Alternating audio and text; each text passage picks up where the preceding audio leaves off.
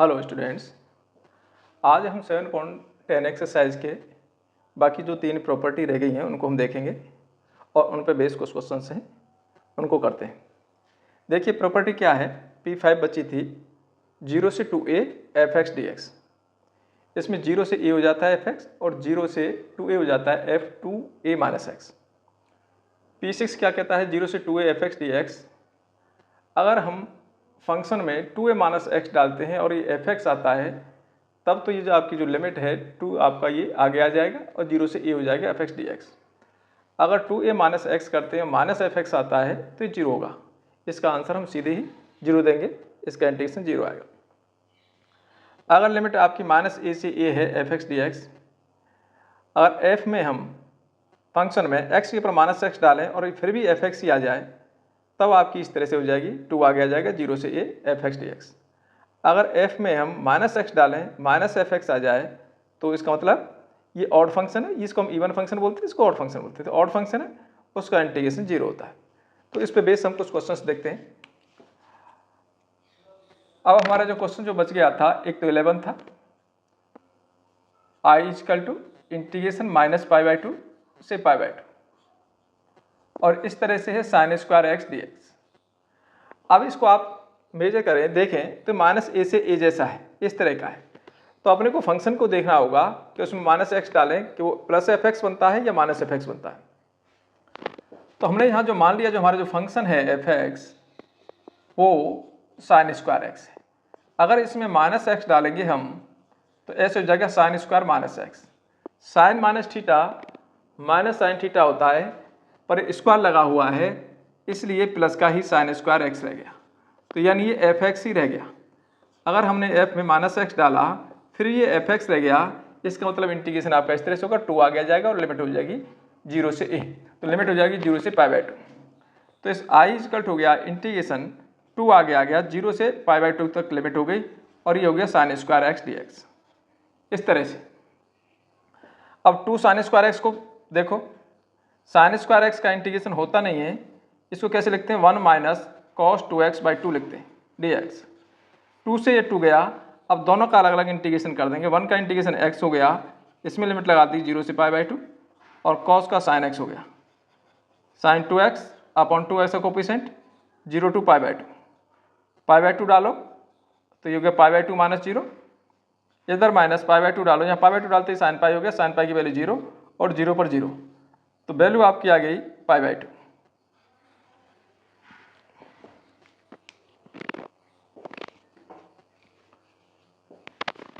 अगला क्वेश्चन देखते हैं।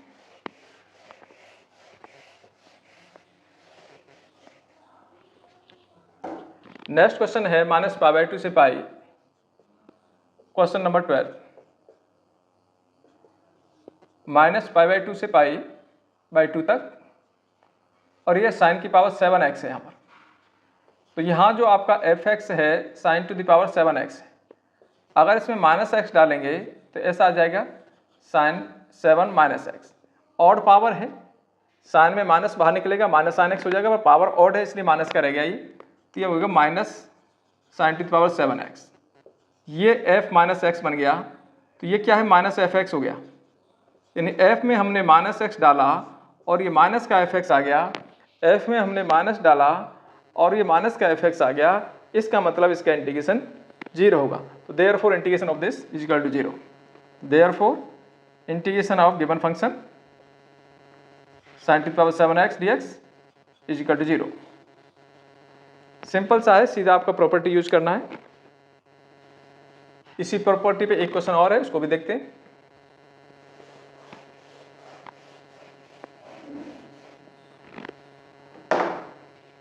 Question number 20। इंटीग्रेशन -π/2 से π/2, इस तरह से x³ plus x cos x plus 10 की पावर 5x प्लस 1 dx, इस तरह से। तो इसको मैं दो पार्ट में तोड़ देता हूं, -π/2 से π/2। एक तो हमने ये ले लिया x³ ले लिया, एक्स कॉस एक्स ले लिया प्लस 10⁵x ले लिया और 1 को अलग कर दिया -π/2 से π/2। अब इस फंक्शन में ये हमारा f(x) है, ये हमारा x³ plus x cos x plus 10⁵x is equal to f(x) है, ये f(x) है। अगर इसमें माइनस डालेंगे तो देखो माइनस का x³ हो गया, यहाँ माइनस डालेंगे तो ये माइनस आएगा, कॉस में माइनस डालेंगे प्लस हो जाता है तो माइनस का ही आ गया, x कॉस एक्स आ गया और tan -θ होता है ऑड पावर है इसलिए माइनस का आ गया। हमने f में -x डाल दिया, इसमें से अगर माइनस कॉमन लेंगे तो ये f(x) ही बन गया, यानी f में -x डाला वो माइनस का f(x) हो गया, इसलिए इस वाले पार्ट का जो इंटीग्रेशन होगा वो 0 होगा। तो इस वाले पार्ट का जो इंटीग्रेशन है वो तो 0 रह गया, 1 का कर देंगे x और लिमिट हो गया आपका -π/2 से π/2, upper limit minus lower limit π/2 minus π/2 plus का हो गया, तो आंसर हो गया आपका पाई। तो ये आपके P7 पे बेस्ड थे क्वेश्चन। माइनस डालने पर अगर माइनस का हो जाएगा f(x) तो 0 हो जाएगा, अगर प्लस का f(x) होगा तो उसमें 2 आ गया जाता है और लिमिट 0 से a तक हो जाती है, -a से a की जगह 0 से a हो जाती है और 2 आ गया जाता है, और जो फंक्शन है उसका हम इंटीग्रेशन कर देते हैं।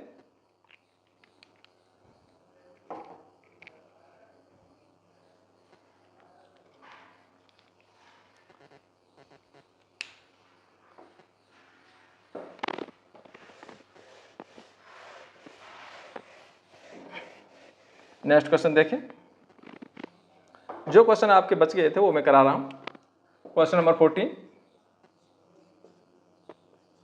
i इक्वल टू इंटीग्रेशन 0 से 2π और cos की पावर 5x dx इस तरह से है। तो 0 से 2a जैसा है, 0 से 2a जैसा है, इस तरह का है।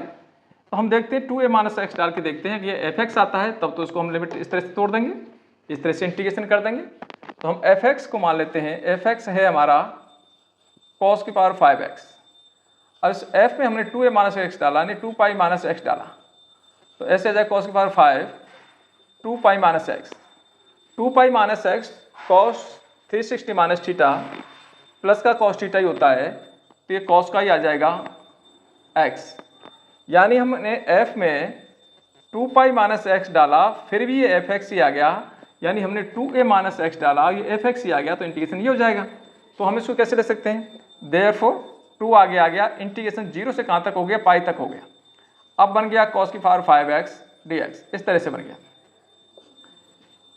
इसको मैं ऐसे लिख दूं 0 to 2 × π/2 ऐसे लिख सकता हूं पाई को, और cos की पावर 5x dx इसको हमने दोबारा से 2a बना दिया, 0 से 2a बना दिया।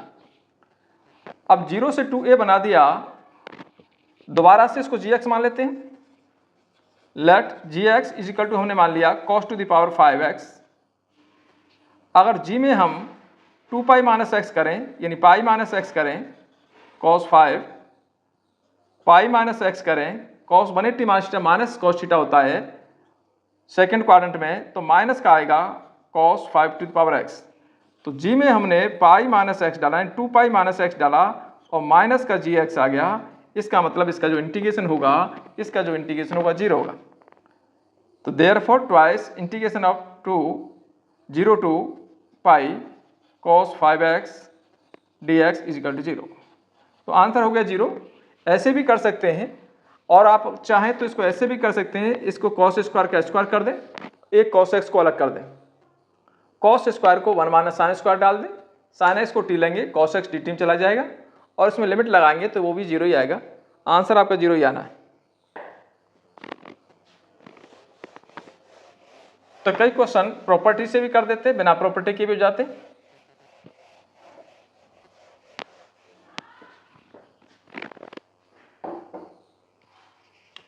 क्वेश्चन नंबर 19 देखें, बढ़िया question. Integration 0 to a f(x) gx dx। Is equal to twice integration 0 to a f(x) dx। इन ये आपको प्रूव करना है, ये प्रूव करना है आपको। दे क्या रखा है, गिवन में है f(x) is equal to fa minus x, और gx दे रखा है gx plus ga minus x, ये मिला के 4 है। ये दो चीज दे रखी है अपने को, इन दोनों का हम यूज करते हैं। तो इसकी लेफ्ट हैंड साइड हमने ले ली integration 0 to a f(x) gx dx, left side ले ली। इसमें हम यूज कर देते हैं fourth property, use 0 to a f(x) dx लगा देते हैं। क्या होती है ये, 0 to a f a minus x हो जाता है, जहां भी x है वहां पर a माइनस एक्स हो जाएगा। तो i इक्वल टू आ जाएगा integration 0 to a f a minus x g a minus x dx। तो इंटीग्रेशन 0 टू a हो गया f a minus x, f a minus x f(x) है, इसको मैं f(x) लिख दूं, और यहां से देखिए g a माइनस एक्स की वैल्यू 4 माइनस जी एक्स, तो ये जाएगा 4 माइनस जी एक्स dx। मल्टीप्लाई कर देते हैं, तो i इक्वल टू आ गया इंटीग्रेशन 0 टू a, ये हो गया 4f(x) dx minus integration 0 to a, ये f(x) dx हो गया, f(x) gx dx। f(x) gx dx को हमने i माना है, इसको नंबर 1 देता हूं मैं। ये वैल्यू आपके यहाँ आ गई, इसको नंबर सेकंड दे दें, दोनों को हम ऐड कर देते हैं। Add first and second, i और i हो गया 2i, 2i आपका ये वाला पोर्शन कैंसिल हो जाएगा, ये प्लस का ये माइनस का ये बचेगा, तो ये बच गया integration 0 to a 4 into f(x) dx। इससे कैंसिल 2 टाइम्स, यही अपने को प्रूव करना है। तो i की वैल्यू आ गई इंटीग्रेशन 2 आ गई 0 टू a f(x) dx, यही प्रूव करना है। तो बड़ा अच्छा सा क्वेश्चन है। तो ये आपकी एक्सरसाइज पूरी फिनिश होती है। इसको आप कुछ करके देखें और आपको कैसी लगी है वो कमेंट करके बताएं। बाकी कोई क्वेश्चन अगर नहीं आता है तो आप कमेंट में डालें कि ये क्वेश्चन नहीं आ रहा है, तो वो क्वेश्चन आपको बताएंगे।